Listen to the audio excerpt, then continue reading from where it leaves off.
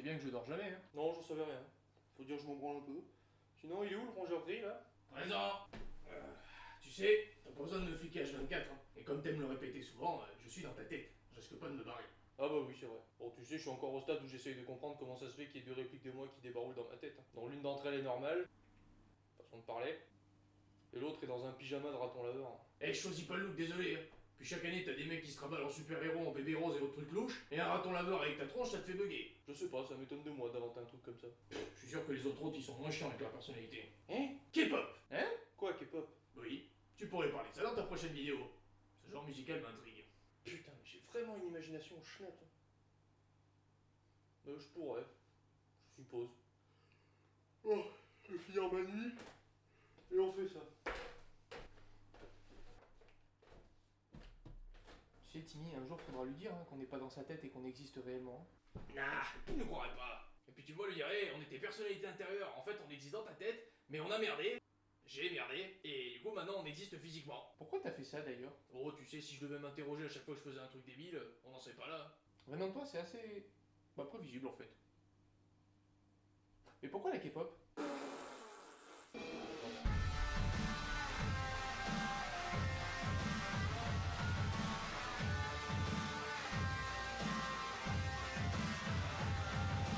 Salut les enfants! Bonjour! Dites-moi, est-ce que vous connaissez la... Bah quoi? Mon lève comme mot. Est-ce que vous connaissez la K-pop? Oppan Gangnam Style. Gangnam Style. Ça? Ah, ça suffit! Ah, en même temps, fallait s'y attendre. Hein. Avant de commencer, je tiens à présenter mes excuses aux fans de K-pop qui visionneront éventuellement cette vidéo, pour la mauvaise prononciation des pronoms d'artistes, de producteurs ou autres. Veuillez contenir vos envies de meurtre et me pardonner cette maladresse. Love. Voilà, maintenant que j'ai évité une brutalisation de ma personne par un tiers, on va pouvoir commencer. Alors, K-pop, pour ceux qui ne le savent pas, ou ceux qui s'en branlent, comprenez Korean Pop. Et en français, Coréen Pop. Tu n'aides pas du tout mon maintien en vie, tu le sais ça. On francise pas les noms. Notez, est un genre musical qui a fait son apparition, je vous le donne en mille, en Corée du Sud. Pas celle du Nord. Non, non. Alors j'ai ouï dire que certains d'entre vous avaient des a priori concernant ce genre musical. Michou, si tu veux bien dévoiler les clichés qui sont parvenus jusqu'à mes oreilles. Ouais, alors, musique de PD, c'est de la merde, c'est pas de la musique, ils se ressemblent tous des PD. C'est bon, j'ai tout dit pour la K-pop. Merci Michou, tu peux retourner dans ta forêt. Je sais également qu'il y en a parmi vous qui ont été timides avec le genre et qui se sont contentés d'une seule écoute pour se donner un avis. Bah comme partout en fait. Donc permettez-moi de vous présenter le monde merveilleusement coloré et encore mal connu de la K-pop. Alors, par où commencer pour pas vous effrayer? Vous effrayez? On parle toujours de K-pop là. Hein? Oui. C'est juste que pour les nouveaux, je préfère y aller à tâtons plutôt qu'à grand coup de pompe dans le cul. Je vote pour le coup de pompe. On va commencer par l'apparition du genre avant tout l'univers jusqu'à présent installé. En ces temps-là, J'avais 20 ans. Ta gueule! on est très loin du style qu'on connaît aujourd'hui. Là je commence à flipper, c'est normal? Non, c'est que le début. Donc en 1992, le 11 avril plus précisément, dans une émission musicale qui s'appelle la MBC, une chaîne musicale coréenne entre autres, se présentent trois jeunes hommes avec ça.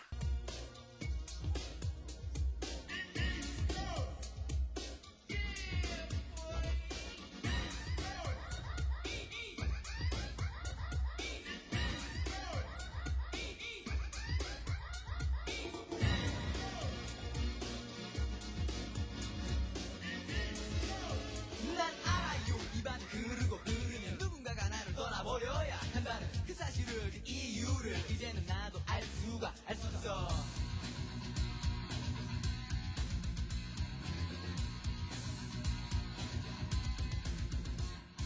날 정말 그대 나를 좋아했어 나에게 이런 슬픔 안겨주는 그대여 그대여 가지 마세요 날 정말 떠나가나요 그대여 가지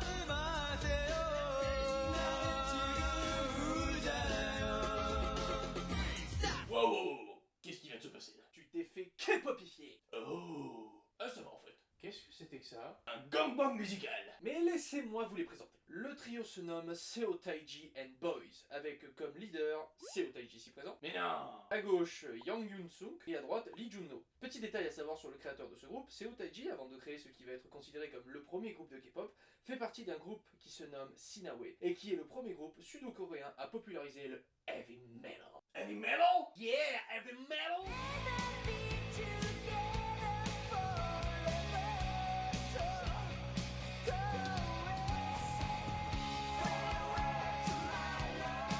Autant vous dire que le gars, il aime bien être le premier à sortir des trucs. Et devinez à quelle place a atterri son groupe?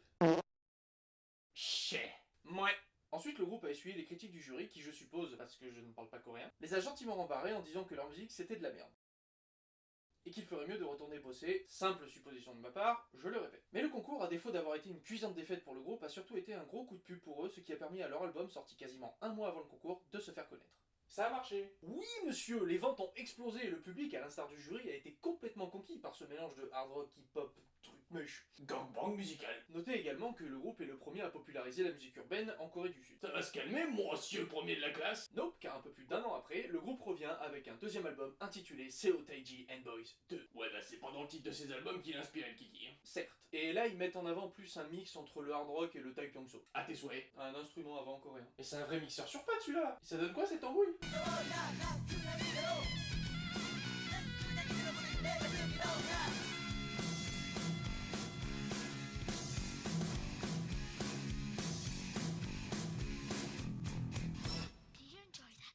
C'est intéressant. C'est un peu de la merde quand même. Ça, ce n'est que ton avis. Eux, ils ont aimé. Et toi, t'en penses quoi? Août 94, ils reviennent avec un troisième album. Allez, un nom original, je suis sûr que vous pouvez le faire. Seo Taiji and Boys 3.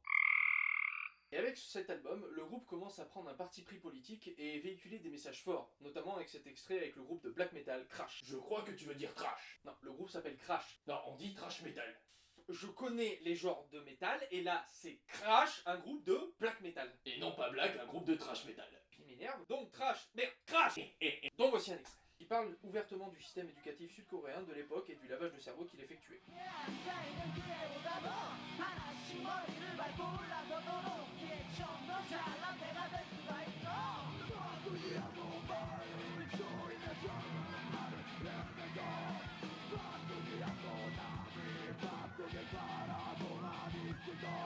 Alors, faut savoir que dans les années 90, la Corée du Sud commence à se faire des poteaux parmi les plus grands diplomates que ce monde ait connu, à savoir la Russie, la Chine, entre autres.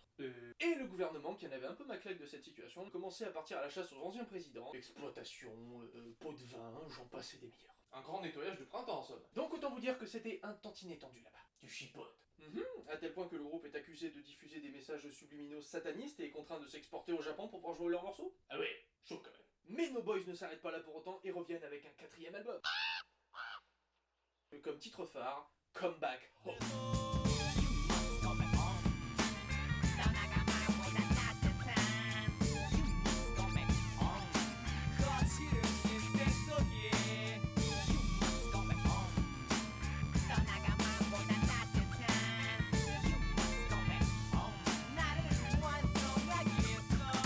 Cette chanson parle de fugue chez les jeunes coréens. Vous avez carrément une autre chanson qui va être censurée par le CSA coréen pour paroles trop violentes.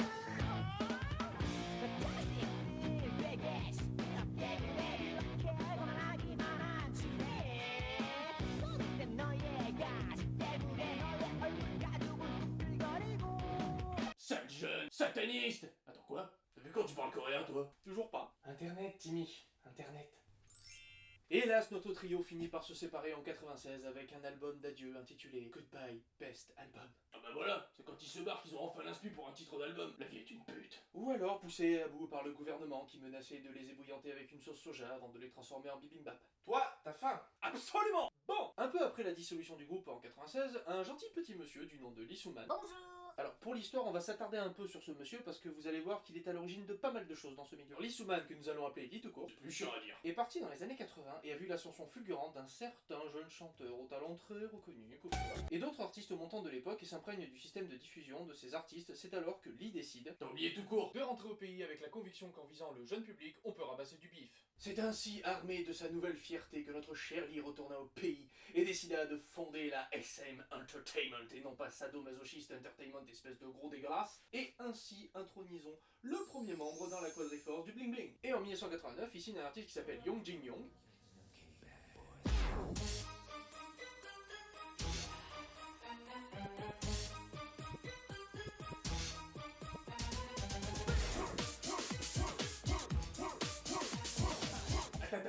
C'est en 92 ça. Je croyais que c'était l'autre Kiki qui avait ramené la musique urbaine en Corée. Non, c'est pas si simple. Lui, il a ramené la musique urbaine. Taiji l'a popularisé, tout comme son groupe de métal Sinawe. Ce ne sont pas eux qui ont intronisé la musique métal en Corée du Sud. Parmi les premiers, nous avons un groupe qui s'appelle Lee Soo-man et 365 jours. Oh my god. Baston, baston! Je suis confus. C'est pour ça, nous nous attardons pas trop sur le sujet. Je confirme, ça commence à piquer du nez dans la salle. Lee alla même jusqu'à donner de sa personne pour conquérir les jeunes, ressortant ses classiques qui ont fait son succès. Ah oui, du métal! Du métal! 사랑하고 미워하는 그 모든 것을 Quel rythme endiablé. N'est-ce pas? Ça c'est en 93, en même temps que notre cher trio. 그 모든 것을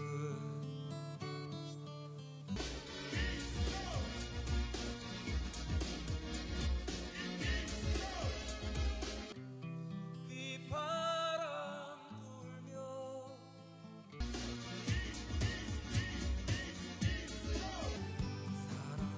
사랑하고 미워하는 Ouais, c'est ça, il faisait le calme pour préparer son plan diabolique. Fermons la parenthèse. Donc en 96, Lee décide au moyen de sa petite entreprise merci Alain, de créer son premier boys band qui s'appelle les I-5 Teenagers, mais qui se prononce Hot.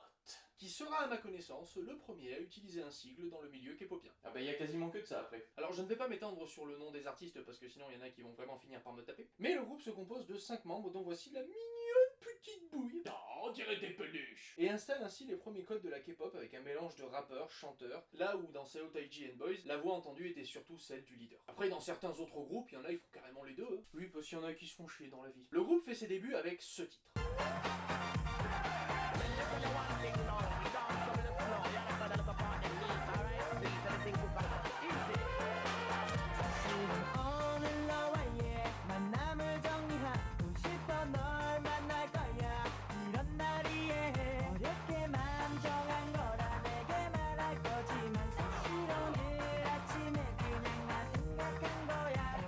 Pour les peluches quand même. C'est très gai. Joyeux. Bah, leur album s'appelle littéralement Nous on déteste toute forme de violence. Alors tu le sens leur côté, nous on n'est pas Seo Taiji, nous on est des gentils. On a un autre de leur extrait où ces messieurs se prennent pour des tardis et remontent le temps à chaque fois qu'une situation leur paraît critique ou mauvaise.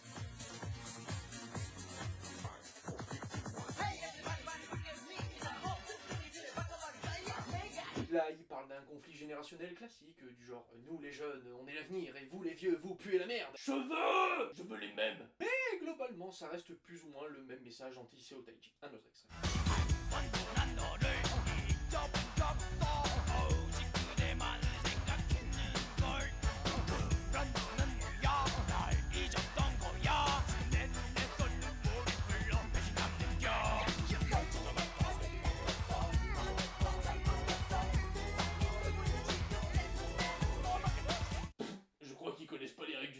Et moi, j'aime le tennis. Je crois surtout qu'il s'en branle parce qu'en 99... Bébé, la mort, la guerre, des explosions!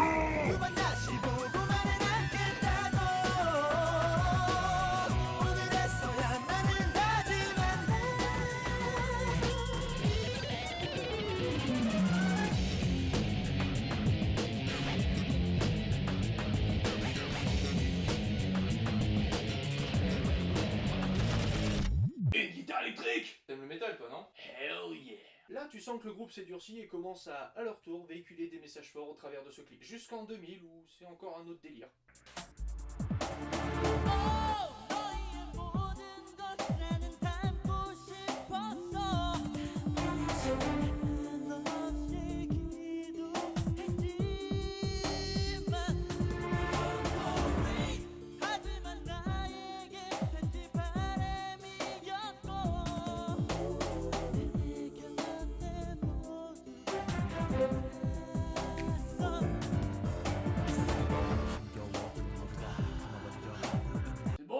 m'énerve là. On t'entend pas très bien, monsieur. Excusez-moi par ailleurs pour la qualité des vidéos, mais au vu de leur âge, je fais ce que je peux. Mais en 2001, le groupe est dissous pour X raisons, laissant seuls des rumeurs se trimballer au milieu de fans tristes de cet arrêt soudain. Déjà? Bah, ce fut bref mais intense. Mais l'histoire s'apprête à être bouleversée de nouveau parce qu'en 1991... Ah, c'est fini les bons dans le temps, je suis perdu moi. Ah mais écoute, ça va bien se passer. Donc en 91, un deuxième membre vient rejoindre la Codeforce du Bling Bling, la Daesung. Alors la Daesung qui deviendra la DSP Entertainment en 99, puis la DSP Anti en 2006, puis la DSP Media en 2008.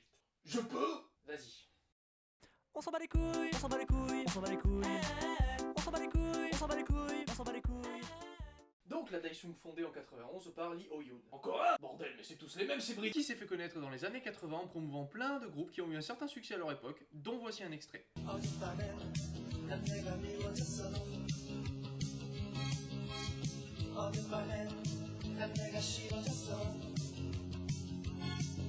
C'est enjaillant tout ça. N'est-ce pas? Et en 97, Lee 2 décide à son tour de créer un groupe pour concurrencer le leader et seul présent sur le marché, Lee 1. La guerre des lits est déclarée. À vos couettes? Prêt? Tournez! Quoi? Setchkies, qui se traduit par 6 cristaux en allemand, désignant un cristal par membre. Aria, oui. En deux cristaux gems. We'll always save the day. Je le savais. Mais tu m'as piégé. C'est fini les enfants? Setchkies déboule en 97 sur les plateaux télé avec ça.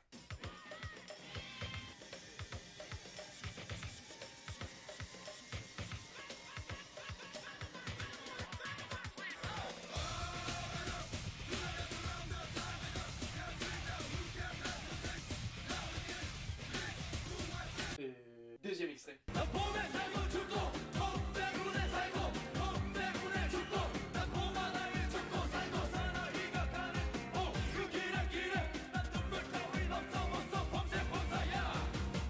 Alors, c'est déjà moins agressif et puis... Ah, on n'a pas le temps, fin 97, nouvel album. Déjà, mais attendez, on n'a pas eu le temps d'écouter l'autre.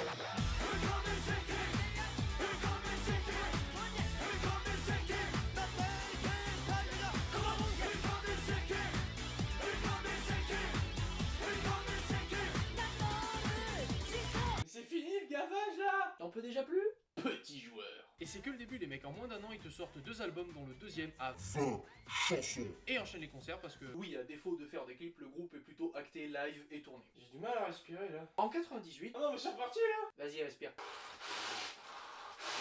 Allez, c'est reparti. En 98, le groupe commence à avoir du succès. Ah bah je suis surpris. Tu dis ça à cause du nombre de morceaux ou du nombre de tournées? Les deux mon capi-chef. Le groupe commence à avoir genre vraiment du succès, à tel point que la fanbase des deux groupes installe la fameuse rivalité qui deviendra célèbre par la suite. Baston, baston. Une rivalité qui mettra en place un code couleur qui deviendra mythique pour différencier les deux fanbases. Blanc pour Hot et jaune pour Setchkies. Je le ressens comme une grande déception. Bah oui, les fans sont passionnés, pas stupides, ils vont pas se foutre sur la gueule pour faire respecter leur groupe. Ça pourrait être drôle. Il a un brin lui, hein?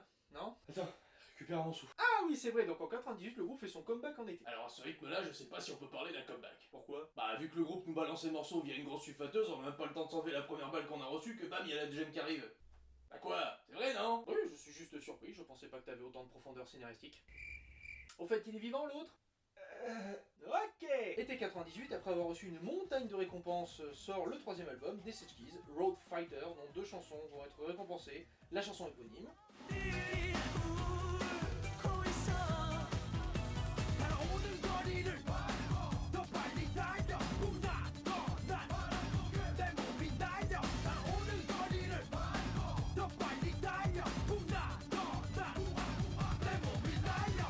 Et Reckless Love.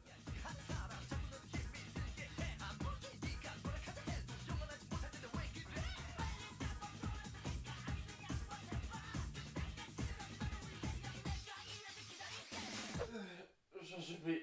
Dis-moi que c'est fini. Non. 2 jours après, ils tournent dans un film et sortent un album pour le promouvoir, dont voici un morceau.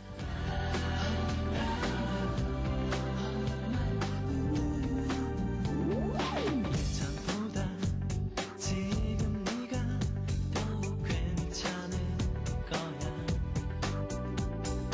허전했던 나의 빈 곳을 이제 채워줬으니. Oh, je vais vomir. Et après, ils repartent pour une chier de concert, tu peux respirer. Jusqu'en 99, où ils reviennent en avril avec un 4e album qui s'intitule Comeback. Je crois qu'on est en train de le perdre.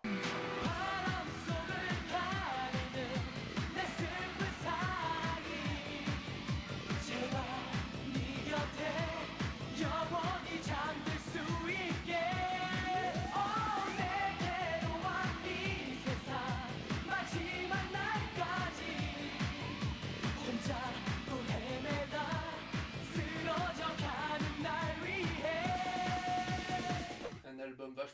travaillé par les membres du groupe. Il y en a même certains qui ont écrit quelques chansons. Ted? Tout va bien. Fin 99. Ah non, pas encore. La DSP Entertainment, anciennement Daesung, rappelez-vous, commence à délaisser le groupe au profit d'un groupe de girls band. Quoi? Dont on parlera dans la deuxième vidéo. Oh. Et d'un nouveau groupe naissant, les Click B. 지금의 넌 그대로 내 곁에 있으면 돼 네가 기대한 사람이 바로 내가 될 수 있게 너만 기다렸어 C'est moi ou c'est un peu mou? Et pas top au niveau de la voix. Ta, on ne juge pas. Il a pas tort quand même. Hein. Vous jugez. Donc Nossi Christo se sentant délaissés par leur marque, leur patron, excusez-moi. Bah, en même temps, avec ce qu'ils nous ont chié en si peu de temps, leur trou du cul doit plus trop marcher, hein. On n'en parle pas de caca, s'il te plaît. Organise une conférence surprise annonçant la dissolution du groupe en 2000. C'est marrant, hein, mais le ressenti que j'ai sur leur carrière, c'est une courte sodomie sans consentement. Mais c'est dégueulasse. Mais vrai. Et le groupe décide de sortir un dernier album best-of en hommage à leurs fans avec un morceau créé par leurs soins qui s'appelle Thanks.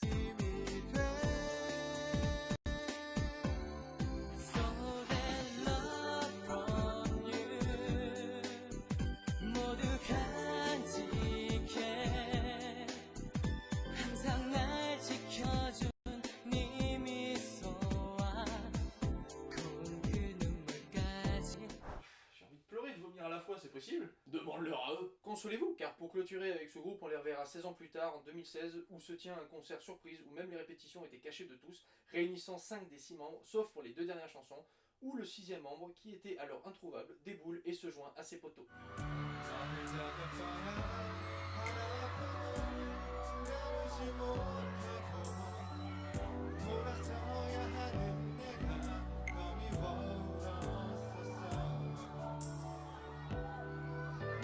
Que c'est beau. Alors pour l'anecdote, ça a été le bordel pour faire venir le 6e membre, hein. Apparemment le leader du groupe ne l'avait pas vu depuis 2000. Ah bah, je suis surpris. Eh mec, ça te dit de reprendre une pétée 16 ans après la première? Tout va bien Timmy? J'ai un petit souci avec l'exploitation, désolé. C'est pas grave. Même une fois réunis, le groupe flippait de n'avoir personne à leur concert et au final, même les fans des autres groupes s'étaient rassemblés et avaient tous enfilé du jaune pour l'occasion. Je vous laisse imaginer l'émotion. Est-ce que j'ai besoin de m'attarder sur le fait qu'il ait dit d'enfiler du jaune? Je vais te taper très fort. Pour finir avec Nossi Christo, ils ont eu une belle revanche car en septembre 2016, ils ont décidé de faire un concert surprise. Les places se sont vendues en 5 minutes. Belle revanche, les gars.